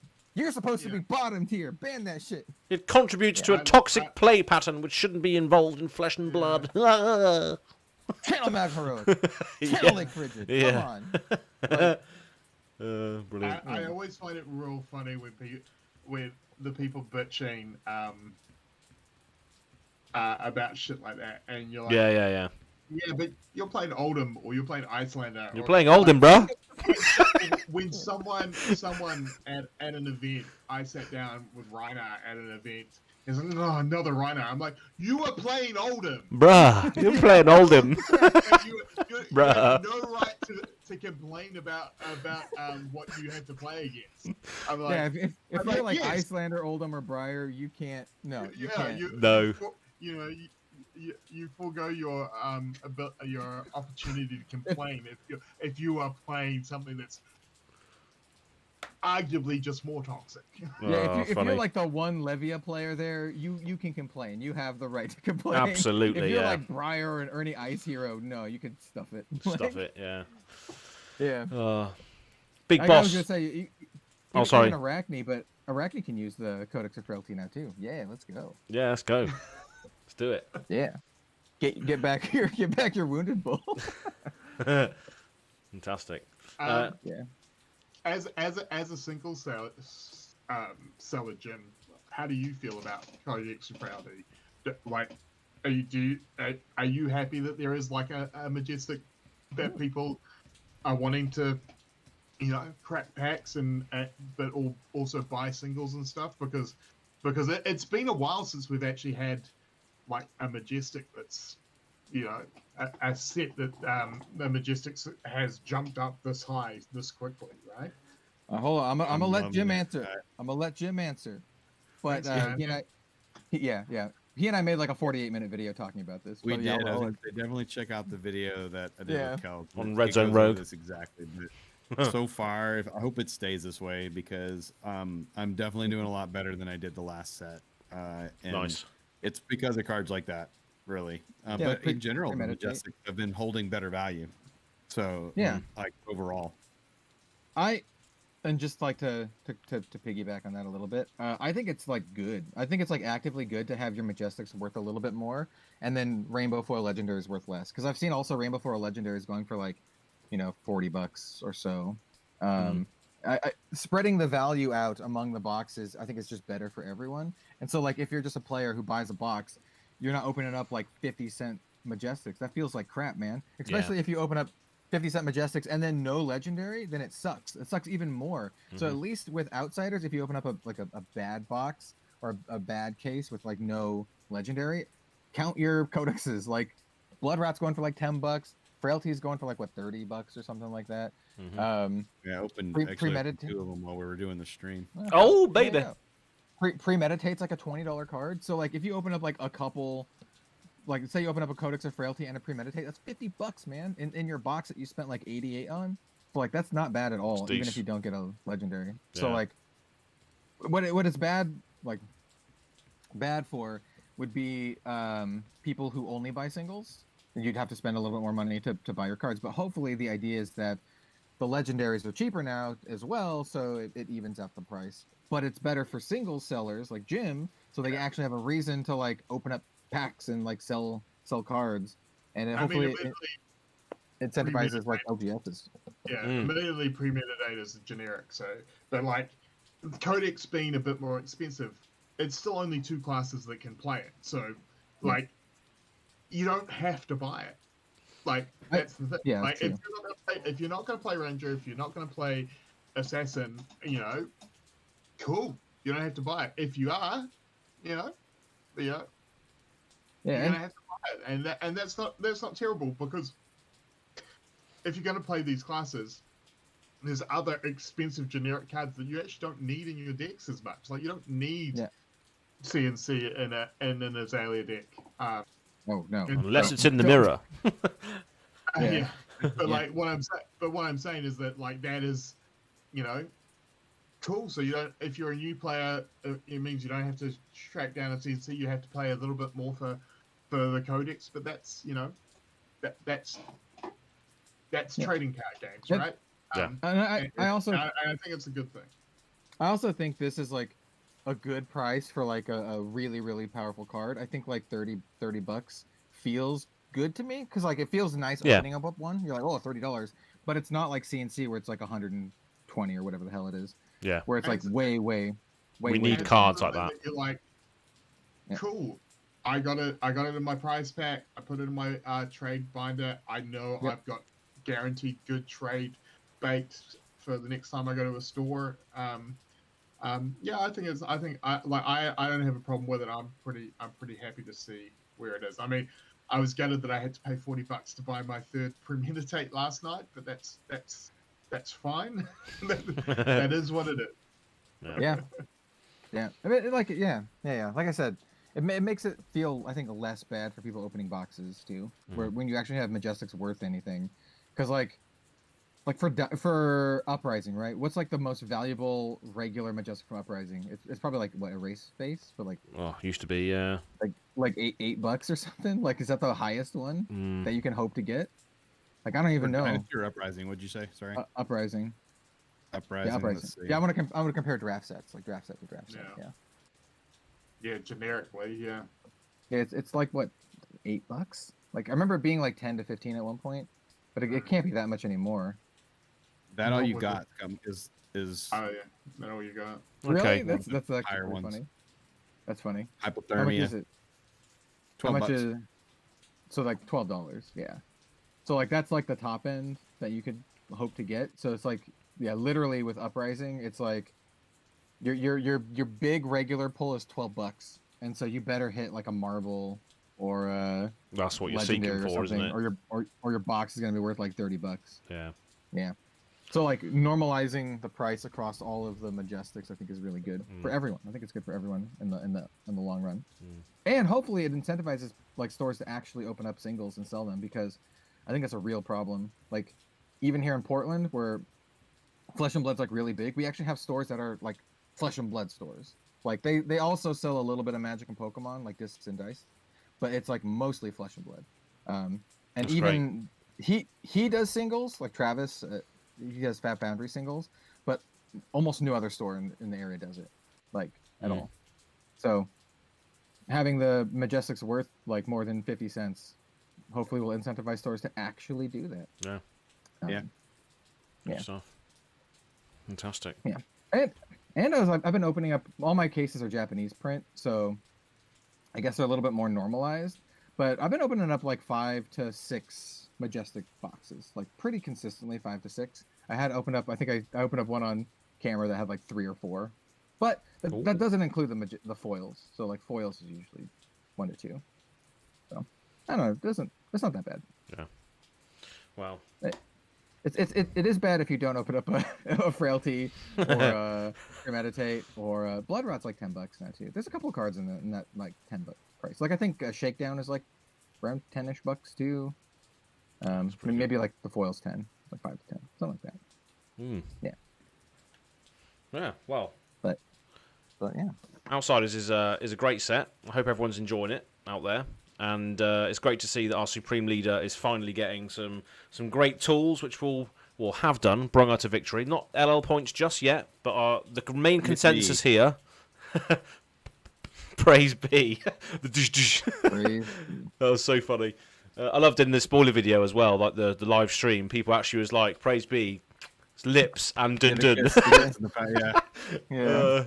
Too funny. That was funny. The weird thing to me is that Praise be here in New Zealand was on Sunday. It was one of the few shows that was on Sunday morning, and it was like a show of just church, like hymns from pure gospel singers. Yeah.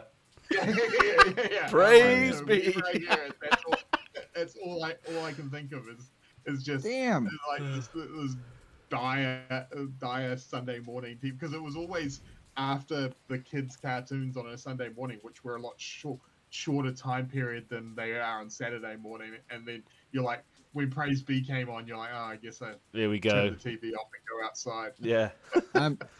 Brilliant. I'm actually looking at the prices.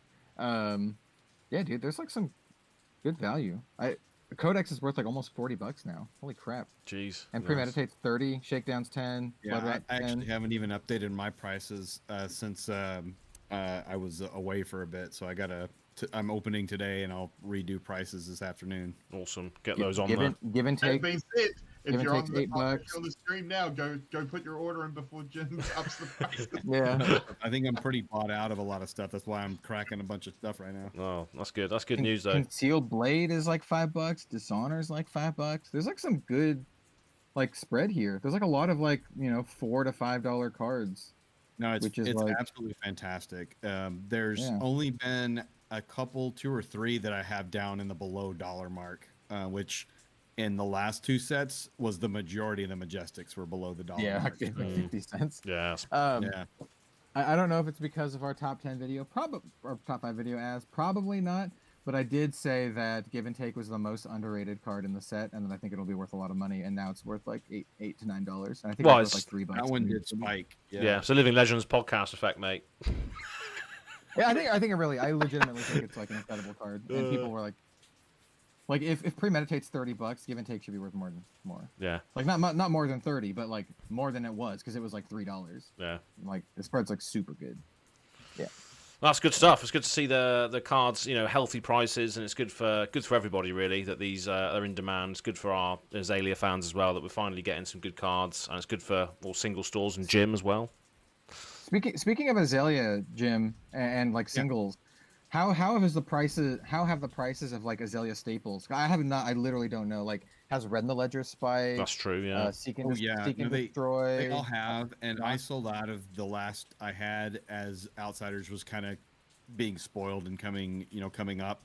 All of my older stuff got bought out, and I don't have any more like ARC, WTR, etc. for the most part. I might be able to get a little bit, but yeah, I can't restock it right now. I have not been buying History just because I didn't think the value could be there for me as a singles retailer in History. So I don't have them to price them right now, but they absolutely spiked. You can be like me, and so like for Outsiders pre-release, we didn't have any Outsiders prize packs, and so like we got to choose from what Travis had, and so I chose History pack because I was like, this is the best odds of getting something really nice, like a CNC or an E-Strike or something like that. Because he didn't have WTR or ARC. It was just like the newer stuff. So I was like, sure. I want to try to get big and get like a CNC. So I open it up and I get one dud pack and then one pack that had like a random Majestic. And then everyone was like, oh, do we want to do pack battles? And I was like, okay, fine, we'll do pack battles with History pack.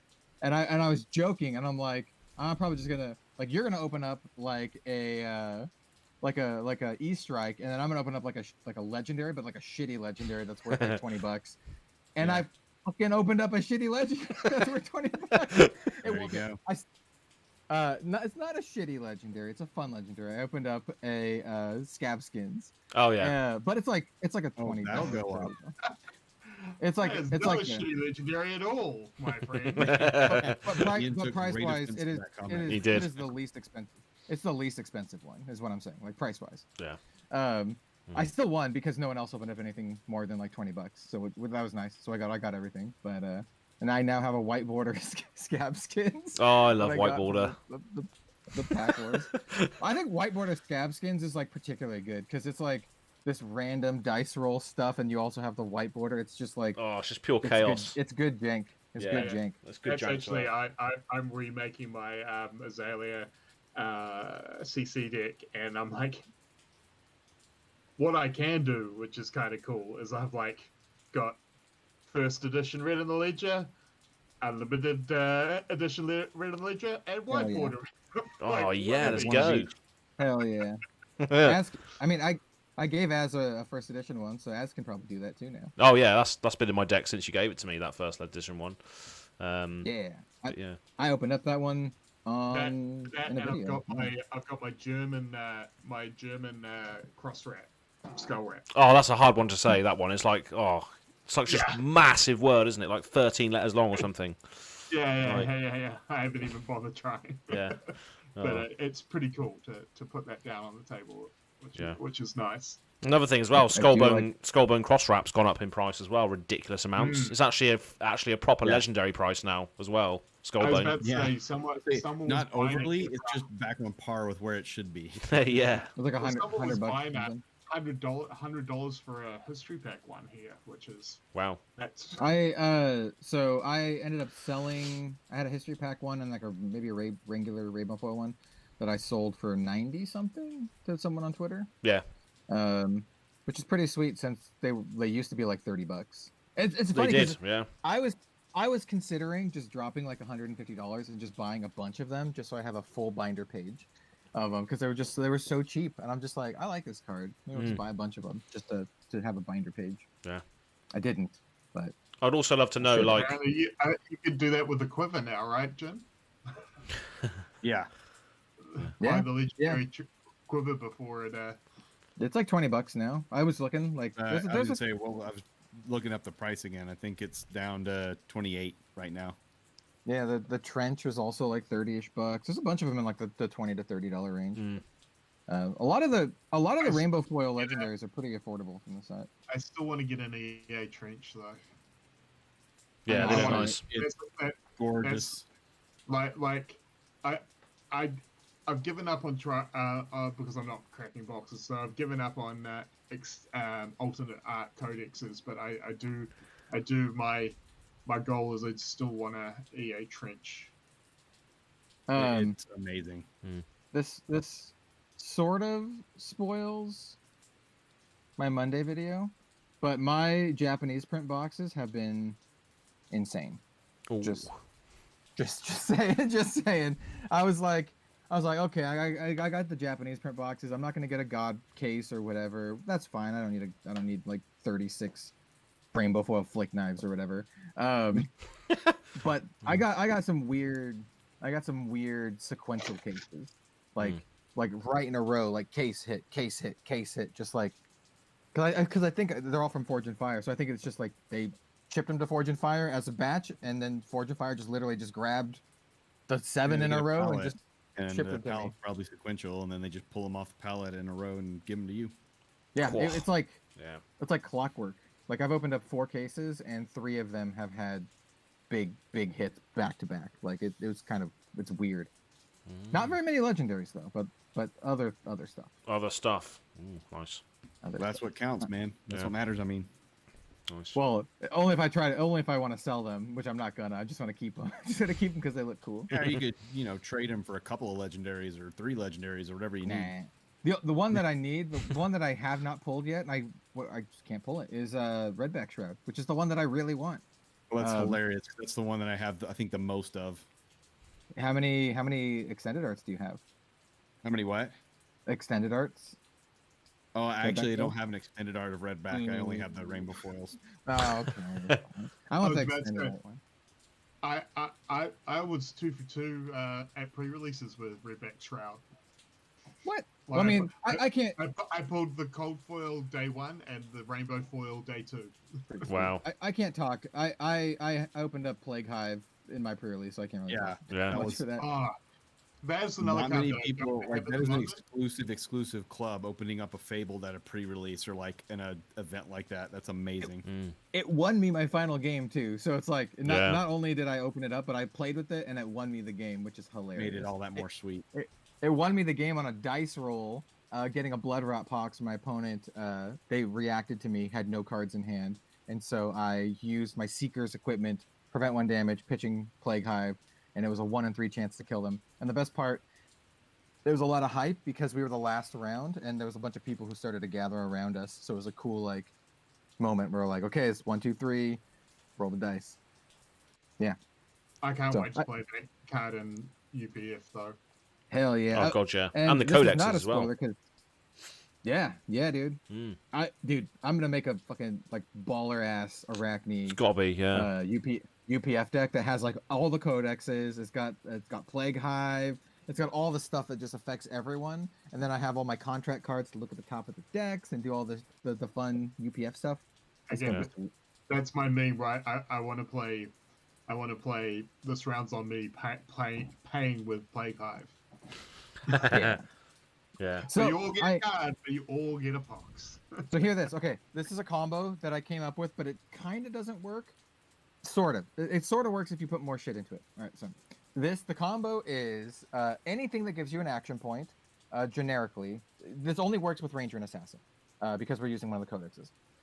So anything gives you an action point. So Mage Master Boots works, Blink works if you're playing it in Lexi, Timestamp Potion works. So any of that, plus Shitty Christmas Present, plus Codex of Inertia. And then you Shitty Christmas Present, bobble on top of their deck, Codex of Inertia, put the bobble into their arsenal. The one hiccup here is that they also get an Inertia token, which clears the arsenal. So you can get around this if you have the Warhorn from Dynasty to blow up the Inertia token that they have. So if you're royal, if you're wearing the crown, you can choose to do it. Otherwise, it's like they get to choose. So like you can still do it. You could still like be dirty. Lock their ass forever. Lovely. Yeah, like just put the crack bobble right in their arsenal. Yeah, stick it in there. Yeah. Yeah, I was doing a video, like I was literally making a video about this combo, and then halfway through the video, I'm like, and Codex of Inertia gives you an Inertia token, and I was like, oh wait, a minute. It gives you the Inertia token. Fuck. Damn it! We got to look for him to be wearing a crown. Yeah. Oh yes. Oh, it's gonna happen someday. It might even be that same Arachne deck that I was talking about. Ooh. I definitely want a Shitty Christmas Present. Someone Codex of Inertia. Oh, it's so good. Unfortunately, I think the Warhorn is. I think you only have one in your deck. I think it's. Legendary. It might be legendary. It is, yeah. Not rarity, but legendary effect. Legendary, like one per deck. Yeah. Yeah, which is unfortunate, but I'll be very happy when I can put a crack bobble in someone's arsenal. I'll be very happy, very happy. Well, and everyone else, since we're playing UPF, everyone else also gets an Inertia and all that kind of stuff. Exactly. And on the channel as well, you probably will see at some point these fine gentlemen play some UPF games, highly edited versions. So yeah, that may even come to pass in the future. So the first one is nearly done, so that will be available to view at some stage next week or the week after. But that being said, we do have another Living Legends podcast to film after this. So we're going to wrap it up now, unless anybody has any other burning issues to discuss that might be Azalea or Pits related. No, the only thing is that there was no Blackjack's Tavern. No, that's a shame. Yeah, the landmark wasn't a thing. No Blackjacks and no Pits talent, because we talked to Brian Gottlieb about it on the podcast, and he basically said like the split class stuff, the plague stuff, it's not a talent. So like no. We might still have a Pits talent in the future. Like in the article that James wrote about the talents, he literally said that each region, including the Pits, has a talent. So maybe when we come back to the Pits, we'll see the talent. So those were kind of things that were like, no, I wouldn't say disappointing. It's just things that I expected that we didn't get. It just makes it so we have stuff to look forward to. Yeah, exactly. And then also one last thing, Plague Hive. I love Plague Hive, one of my favorite cards. It made me take out Heat Seeker from my Lexi deck because I don't want to Heat Seeker Plague Hive into my arsenal. Nah, it's not worth it. So, so I took out I took out the Heat Seeker. It's the Heat Seeker's problem. It's not Plague Hive's problem. Plague Hive, you're perfect. So. God damn you, Heat Seeker. Yeah. Yeah. I'll just throw out there because I don't think I really mentioned it. I had a favorite card loaded and ready for the new cards for Azalea so far, and it's definitely Spire Sniping. I really like that card. Yeah. I mean, that's good. That's one of the cards. Oh, go ahead. I was going to say, that we can end on our favorite card then for Azalea. You know, we can end on that. So I actually think Spire Sniping would be a great playmat. It would. It looks really cool. If they extended out what she's actually looking at, that'd be a very cool playmat. The foil one looks really cool, and also in the little trailer that they did, the animated one where the dude like snipes him, like it looks really slick. Yeah, it's cool. Yeah, that's definitely a good pick. Yeah, I think in the lists that we saw from Brawl, I think they were all running blues and reds at the very least. They were running only the blues though, which just I the thought blues. was interesting. Yeah. I was curious why not more. It's basically where you would have possibly been running Ridge Rider Shot before, right? It's just a better Ridge Rider Shot. Yeah. It's what I really like about that, other than that it's good, is that it's clearly a card designed specifically for Azalea. Exactly. And not any other ranger. It's like fine in other rangers, but like it's best in Azalea, and I really like that they're designing specifically for the heroes. Yeah. Like, I think that's cool. We've got to capitalize on it as well, because this is probably the last set that was going to have Azalea themed stuff. We'll obviously get ranger stuff in expansion sets. I don't know to what degree, because obviously we might have all seen the new art that's been spawned on the socials, but we won't go into it here. But yeah, I will probably get back there at some point. Probably not for a very long time though. Exactly. You know, couple of years down the road or whatever, when we come back to the pits. Or maybe she pops up in a supplemental product, not a set, but like Azalea versus Uzuri or something like that. You know, classic like battles, some sort of like classic battle or something. Yeah, I could see that. Nice.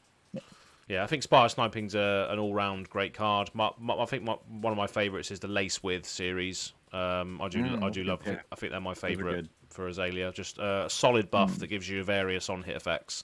But yeah, that's my favourites, I think. I'm gonna pull up the card gallery so I can see. Yeah. Well, while you're doing that, Cal, mine is Widowmaker. I really like Widowmaker. Again, partly because I'm a brute player, it's got that sort of same vibe of barrage and beatdown of like you have to block with 2 cards or you get the bonus, and it does make. It actually makes the blue one really interesting because it's like it's something that I used to love doing with KO is like forcing them to block like when you've halved your attack and you're only coming in for 3, but they have to block with 2 cards or it becomes a 6. Yeah. It's like a Widowmaker blue is like 2 or it becomes 5 if you don't block with 2 cards, and especially in draft and sealed, a lot of people don't have armor that blocks, so it can be a really nice killer in the sealed. Yeah. So it makes it a really tough decision on whether or not they leak the damage or give up that second card. So and also the artwork of Widowmaker is. Oh, it really is. Yeah. Absolutely. Yeah. Fu Thiu did fantastic job. Yeah. So I have 2, and they're both like very powerful cards. In addition to Plague Hive, is it the Majestics? Well, one of them is a Majestic, the other one is a token. Oh right. So the Quiver. Yeah, the Quiver. I'm just gonna pick the Quiver. The other one was Codex of Frailty. Codex of Frailty is probably my real answer because like also I just like it for my assassin stuff. Let's just be literally specifically for Azalea.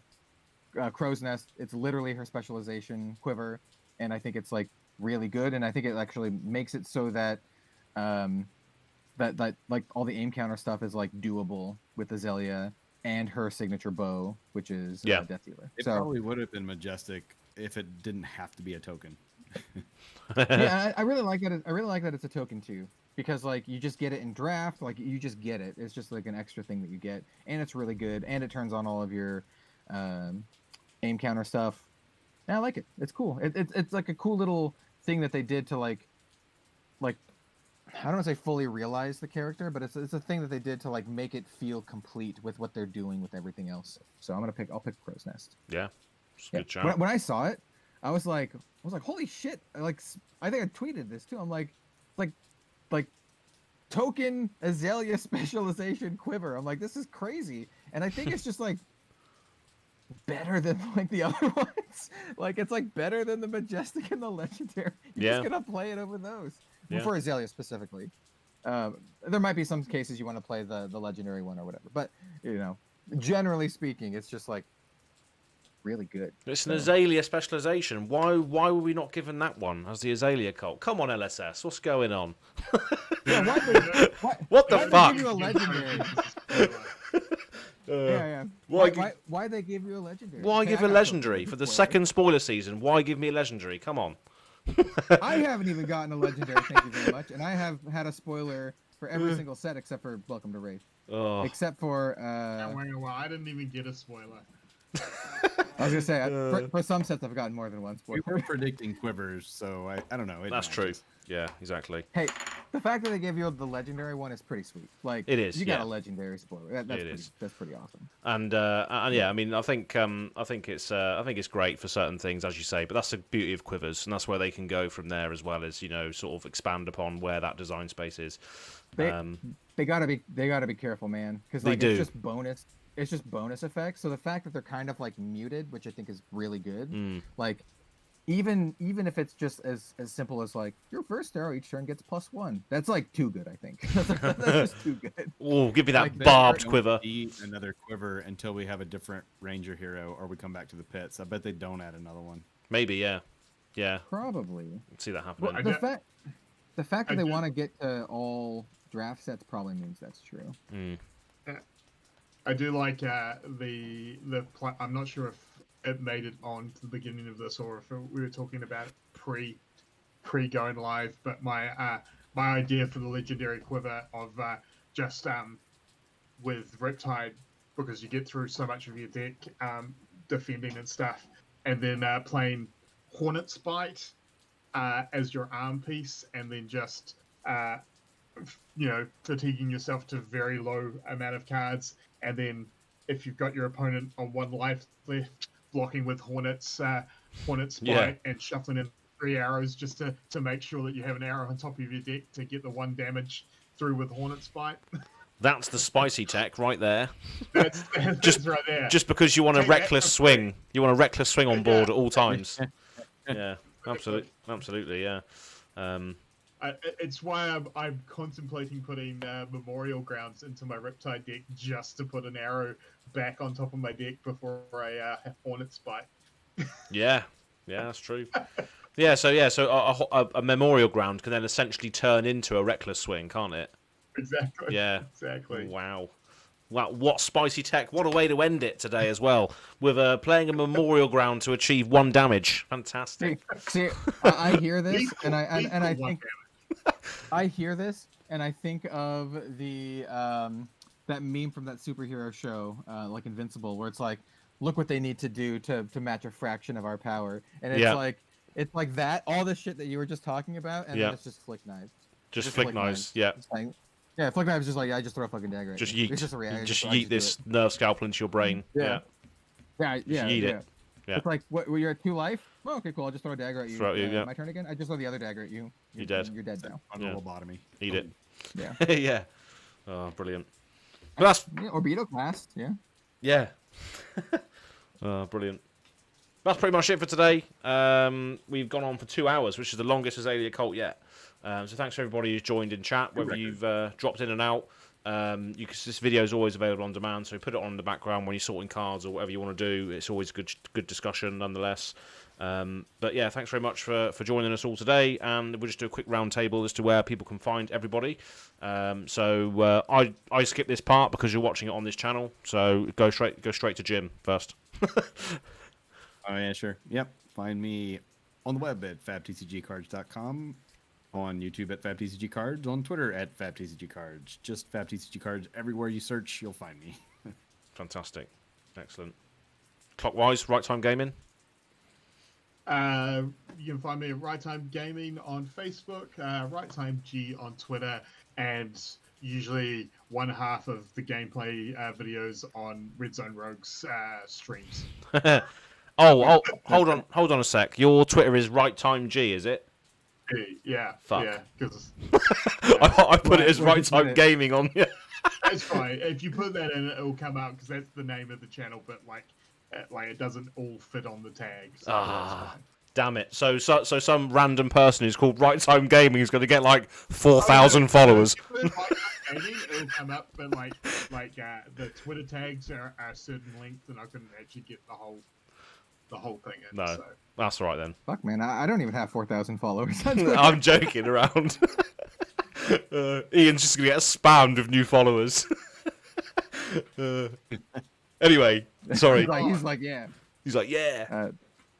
Yeah, as your first mistake was inviting Ian and I to come on. That's why it's 2 hours. That's why it's 2 hours long. That's why it's yeah. That's right. Because we just don't stop talking. That's all good stuff, though. Minimum of half an hour each added to your your runtime. Hi, my name is Kel. That's about it. No, you can find me at Red Zone Rogue everywhere. YouTube, Twitter, mostly YouTube and Twitter, but also Instagram and Facebook or whatever sometimes. But just be warned, if you message me on YouTube or Instagram, it might be like weeks before I see or reply to it. So very true. Yeah. I basically literally just go to Instagram to upload like an image, and then I click the upload also to Facebook button, and so it just does it both. That's mostly what I do. Oh, nice. Yeah. Cool. I have found that Instagram is pretty easy to get followers. I'm like not even posting, and people just follow on Instagram, and I've heard that from other people too. So yeah, I think it's one of those platforms that those people are like, oh yeah, it's like a follow for follow culture. So like if someone follows you, they expect you to follow them back and all this sort of thing. That's why you. So I don't follow you. I don't follow you back. There's also a lot of hot singles in your area. There is, yeah.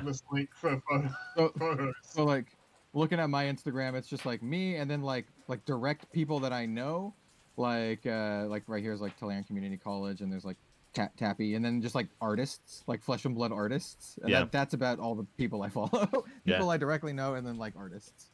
Exactly. Yeah, you can't follow everyone and everything. It's too much, isn't it? It's too much information. But yeah, that's pretty much it for today. Thank you very much for everybody who's joined us, and thanks again for Kel and Iain for joining us this time, and yeah, we'll see you to do it all over again at another point. Exactly. Nice. Let's go. But yeah, thank you very much, everybody. Happy WrestleMania Day, everyone. That's true. Yep, I've got a lot of people watching that. Cheers, folks. Give him the pile driver.